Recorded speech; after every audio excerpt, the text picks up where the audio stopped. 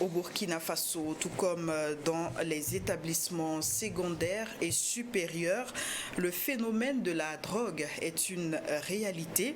Les acteurs de la lutte ne faillissent pas pour autant et maintiennent la vigilance accrue. Nous sommes sur ce plateau avec le secrétaire permanent du Comité national de lutte contre la drogue, M. Emmanuel Kaboré. Bonsoir. Bonsoir. Alors, on parle de drogue avec vous. Pour commencer, pouvez-vous nous présenter l'état de lieu de ce fléau au Burkina? Très bien. Alors, merci beaucoup. Avant tout propos, j'aimerais vraiment dire merci à Burkina Info pour nous avoir en tout cas donné l'occasion de parler du phénomène de la drogue, en tout cas avec les parents, avec les élèves et avec l'ensemble de la population de Burkina Faso. Alors, sinon, je dois d'abord dire qu'est-ce que la drogue.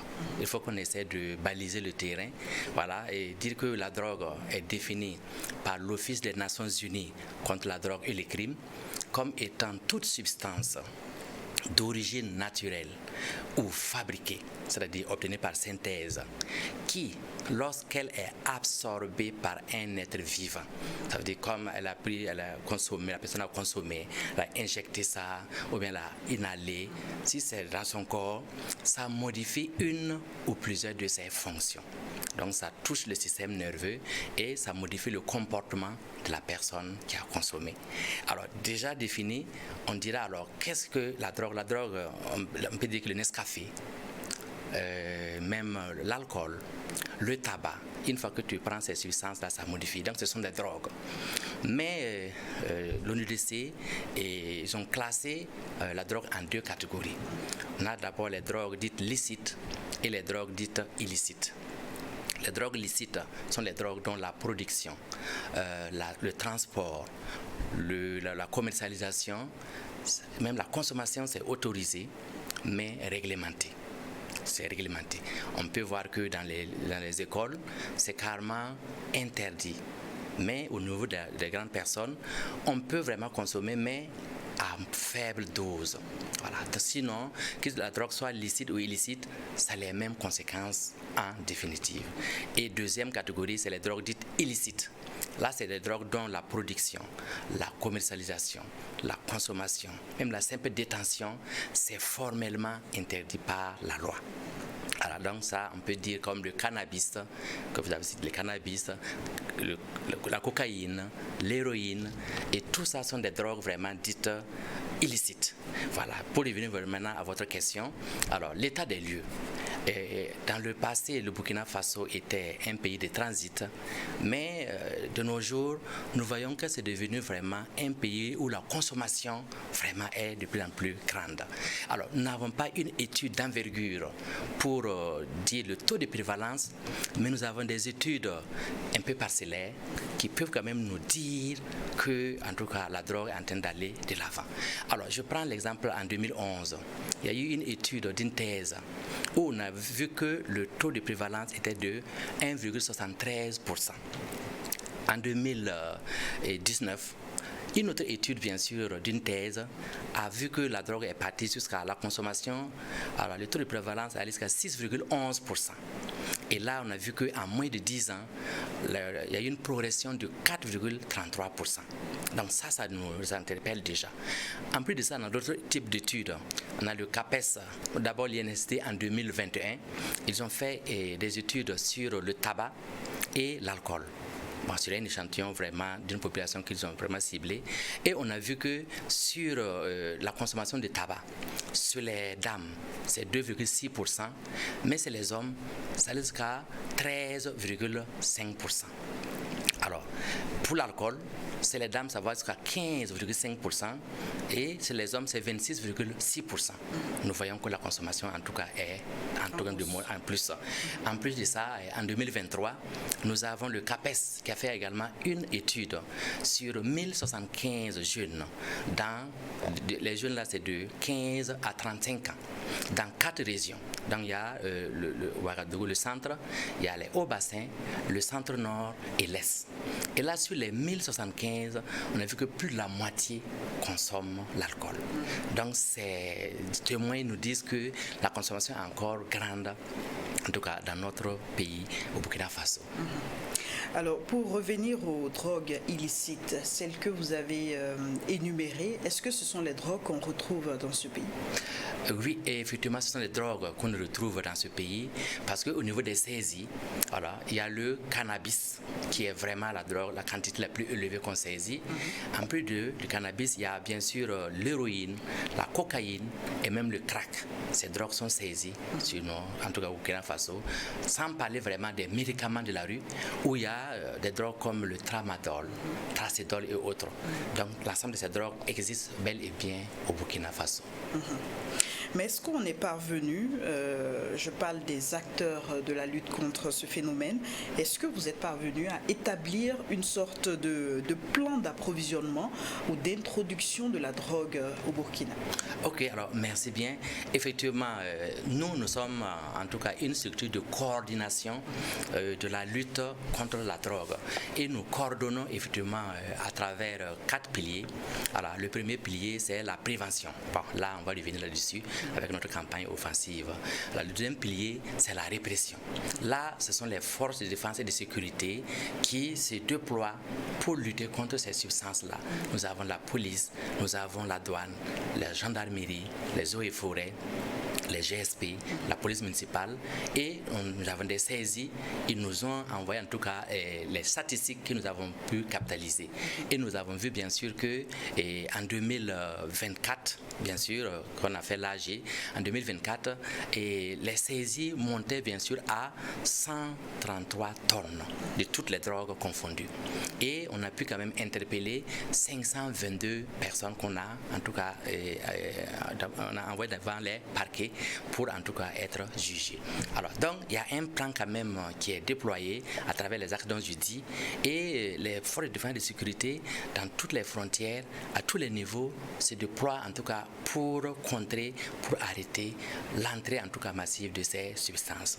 On a vu même que vers Pau, il y a eu des velléités de culture du cannabis et les forces de défense et de sécurité ont pu vraiment détruire ces champs et interpeller bien sûr les auteurs, et de plus en plus vraiment sont en train de rentrer dans l'ordre. Donc on a en tout cas un plan déjà qui nous permet de lutter efficacement contre cette drogue-là. Est-ce qu'on peut considérer la zone de Pau justement comme étant l'une des principales portes d'entrée de ces stupéfiants au Burkina? Alors effectivement, nous pouvons le dire sans beaucoup hésiter parce que les saisies quand même montrent que les quantités les plus saisies, ou bien le plus de saisies de drogue, c'est dans cette frontière-là, au niveau de Pau. Tout récemment même, nous avons vu effectivement qu'il y a une Mercedes qui rentrait, et les éléments que je salue au passage ont pu quand même interpeller, et la drogue était camouflée un peu partout. Dans le moteur, il y en avait, dans les capots, et ils ont même eu besoin, en tout cas d'un taulier, pour essayer d'opérer et pour pouvoir saisir cette quantité, et c'est du côté des drogues. Et c'est pour cela même, il y a une unité antidrogue qui est carrément installée à Pau de la police nationale. Alors, on sait qu'il y a des saisies qui sont opérées, des drogues incinérées lors de la commémoration de la Journée nationale de lutte contre la drogue. Mais on voit également, on a l'impression que cela ne démotive pas les trafiquants qui continuent à user de plusieurs stratagèmes pour poursuivre leur commerce illicite.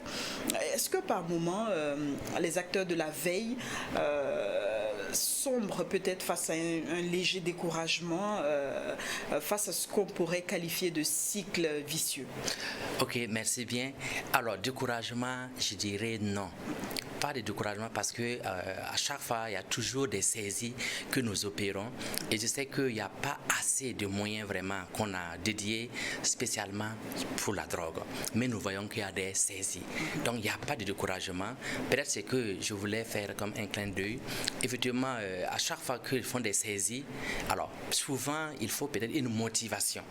Voilà. Donc, peut-être c'est ce qu'on allait demander, qu'il y ait une motivation pour, en tout cas, les agents qui saisissent.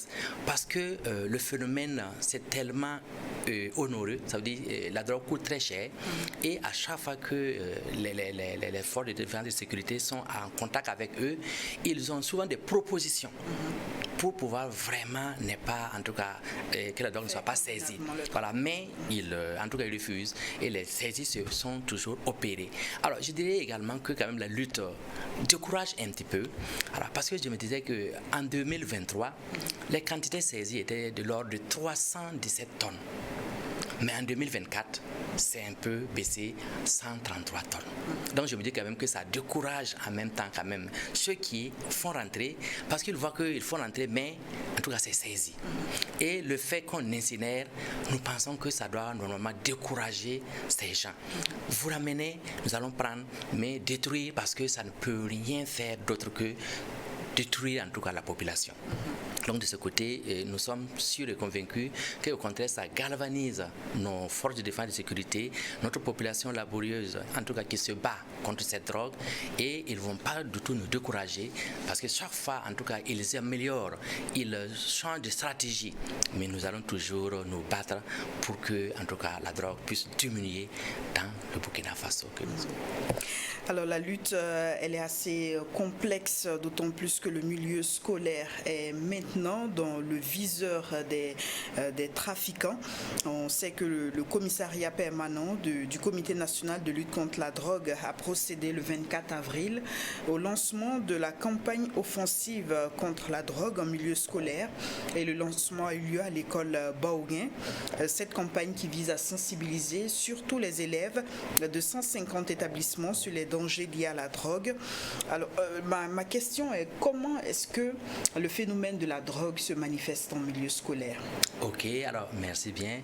Effectivement, lors de nos tournées, nos campagnes de sensibilisation, nous rencontrons déjà la vie scolaire, les enseignants et même les élèves. Ils nous font savoir quand même que le phénomène est élevé. Vous voyez qu'au début, j'ai quand même, en définissant la drogue, il y a les études parcellaires qui ont montré quand même que le taux de prévalence augmente de jour en jour.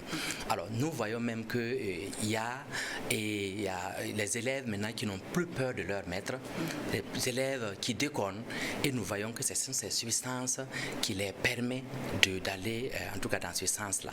Alors nous, dans notre vision plutôt, nous avons toujours axé nos campagnes sur les sixièmes, les lycées et collèges d'abord, de 6e en terminale. Mais nous voyons qu'à chaque fois, à 6e déjà, les enfants connaissent déjà la drogue. Nous sommes dit, alors, ils connaissent déjà la drogue et ils utilisent ces drogues parce qu'ils sont rentrés là-bas par ignorance. Alors, une fois que l'enfant arrive, les grandes personnes, ses grands frères peuvent dire que ça les flatter, bien sûr que ça lui procure quand même la force ou bien l'intelligence, il va rentrer sans le savoir. Alors nous nous sommes dit, pourquoi ne pas couper le mal à la racine? Alors nous nous sommes dit, alors nous allons aller dans les lycées, dans les écoles primaires, où nous allons toucher les CM1 et CM2, parce que c'est eux qui vont partir bien sûr en 6e, et nous sommes en tout cas accompagnés par les organisations de la société civile. Il y a 10 associations avec une soixantaine d'éléments qui nous accompagnent. Et nous avons pu d'abord écrire au gouverneur, qui est le président du comité régional de lutte contre la drogue, qui a bien sûr également vu avec la direction régionale, et nous avons pu cibler les établissements. Au départ, on a voulu vraiment prendre tous les établissements de la région du centre, mais nous a fait savoir que dans la région du centre, il y a jusqu'à 2500 et quelques établissements primaires et 1200 lycées et collèges. Donc c'était difficile de pouvoir prendre l'ensemble de ces établissements. Nous avons d'abord ciblé 150. Alors, donc il y a 6 communes rurales. Nous avons ciblé 5 établissements par commune rurale et nous avons ciblé 10 par arrondissement. Donc ça fait 150. Et après le lancement, nos équipes sont déjà à pied d'œuvre sur le terrain. Ils ont commencé en tout cas à sensibiliser. Est-ce que le message est compris par votre cible? Oui, et le message est compris parce que alors nous déroulons en tout cas notre méthode, c'est assez participatif. Nous ne partons pas dire aux enfants quelles sont les drogues, tout. Non, nous nous échangeons avec eux. Nous leur demandons d'abord ce qu'ils connaissent et ils vont nous citer beaucoup de drogues, participent tellement, ils posent tellement de questions et nous sommes sûrs que le message passe très bien dans ces écoles-là. Parce que même il y a la vie scolaire, on a même dit qu'on a pris des enfants avec par exemple la chicha, avec un peu électronique. Alors donc c'est par ignorance qu'ils fument tout ça. Mais une fois qu'ils sont vraiment briefés des méfaits liés à la consommation de ces substances, nous sommes sûrs qu'une fois en sixième, ils vont plus s'adonner à la consommation de ces substances parce que ça ne fera que les détruire. Alors, vous avez évoqué tantôt les moyens mis à disposition pour mener cette lutte et également le plan de lutte qui est contenu dans la stratégie nationale de lutte contre la drogue. Quels sont ces axes ? Ok, merci bien. Alors, je dirais effectivement que nous avons pu quand même élaborer une stratégie nationale de lutte contre la drogue. Nous l'avons débuté en 2023 avec le rapport diagnostic qui a été validé. En 2024, nous avons pu faire la formulation de la stratégie plus son plan d'action. Ça a été validé en tout cas en novembre 2024 par notre AG. Actuellement, nous l'avons envoyé en tout cas à la Commission nationale des politiques de développement qui nous a déjà reçus et qui a fait ses observations. Nous allons les prendre en compte et une fois pris en compte, ce sera signé et on pourra vraiment le mettre en tout cas en œuvre. Mais quels sont les axes de cette stratégie? Il y a 4 domaines, 4 piliers encore. Alors, on a d'abord le premier pilier, c'est renforcement de la prévention. Comme ce qu'on est en train de faire. Nous voyons que c'est la prévention qui pourra vraiment faire que la demande de la drogue va beaucoup diminuer. Donc on va renforcer en tout cas cette prévention. Le deuxième pilier, alors c'est la prise en charge médico-psychosociale et la réinsertion sociale. Là, nous voyons que si en tout cas un individu est en état de consommation, d'addiction, il ne peut pas se retirer seul s'il n'y a vraiment pas une intervention extérieure. Alors donc la santé va en tout cas déployer l'énergie nécessaire pour tirer cette personne de cette drogue-là. Et une fois fait, il faut réinsérer socialement cette personne. Alors le troisième pilier, alors c'est la réduction de l'offre et de la demande. Là, c'est encore les forces de défense et de sécurité qui vont réduire en tout cas l'offre et la demande. Et enfin, bien sûr, le quatrième pilier, c'est amélioration de la gouvernance. Pour lutter contre la drogue, il faut vraiment des moyens pour pouvoir soutenir cette lutte-là. Nous voyons qu'en améliorant cette gouvernance, nous allons pouvoir avoir des moyens avec l'État, avec les partenaires techniques et financiers pour vraiment mener cette lutte, pour que quand même que nos enfants soient des enfants, des bons enfants de demain, pour ne pas être des drogués. Parce que les études ont montré que si rien n'est fait, en tout cas en 10, 15, 20 ans, même les dirigeants seront des drogués. Et c'est pas ce qu'on souhaite. Alors parmi les acteurs de cette lutte, vous avez évoqué tantôt les forces de l'ordre, mais on sait également qu'il y a des leaders religieux, des autorités coutumières qui sont également des acteurs actifs même de cette lutte contre la drogue. Comment est-ce que vous appréciez l'apport qu'ils ajoutent à cette lutte? Ok, alors, Salomé, merci. Effectivement, déjà dans notre AG, dans notre Assemblée générale, et ils sont des membres statutaires. Donc il y a les autorités coutumières qui sont encore des membres statutaires et ils nous apportent beaucoup dans cette lutte. Et à chaque fois que nous partons pour les campagnes de sensibilisation, nous passons déjà les faire un clin d'œil, les demander en tout cas leur bénédiction, leur accompagnement et nous sommes sûrs qu'ils nous accompagnent dans cette lutte-là. D'abord avec leur bénédiction. Je donne l'exemple même quand on était à Dédougou pour quand même une campagne de lutte contre la drogue. Nous sommes allés voir les autorités coutumières et nous ont reçus. Ils nous ont même démontré qu'il y a un enfant qui est venu vraiment avec sa maman une fois parce qu'il voulait forcer sa maman et prendre la cour et puis vendre. Il dit que le papa est décédé, alors la maman était restée avec ce garçon qui essaie à donner à cette drogue-là. Alors maintenant, il a pratiquement volé tout ce qui est à l'intérieur de la maison, il a vendu. Maintenant, il n'y a plus rien. Il a demandé à sa maman de donner en tout cas le portable pour qu'il puisse vraiment se transférer des crédits. Ou bien il a envoyé carrément en tout cas le chéquier pour qu'il puisse aller chercher l'argent.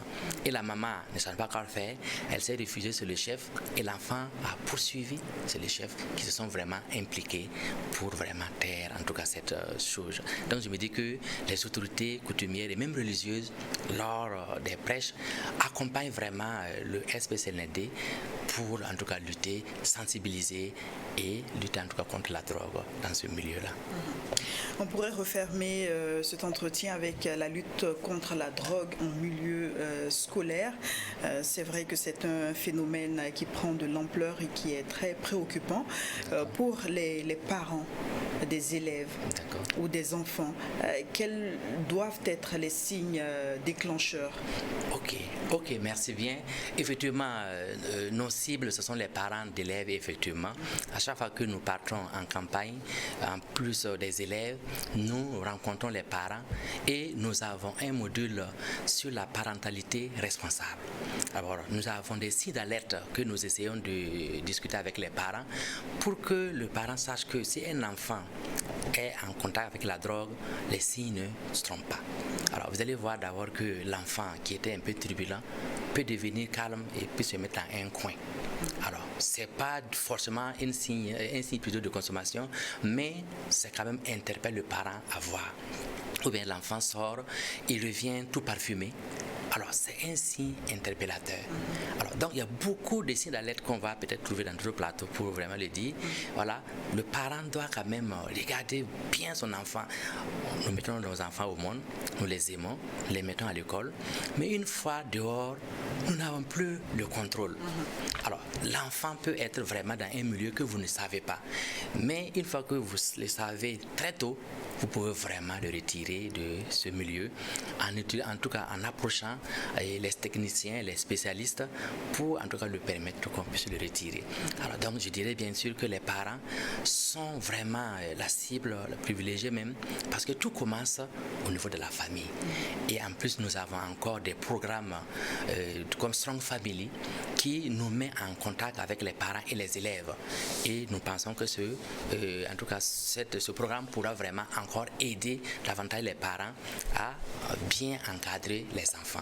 Nous avons également entamé encore un autre programme qu'on appelle Lion Quest. Voilà, ça veut dire vivre sans la drogue en milieu scolaire. Et là, c'est les parents, les élèves, pas les élèves plutôt, les enseignants, les maîtres, etc., que nous tournons en tout cas des modules nécessaires.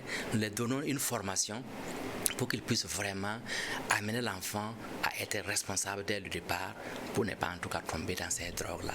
Donc nous avons vraiment un panoplie de structures, une panoplie en tout cas de choses qui peuvent nous permettre de retirer ces enfants dans ces drogues.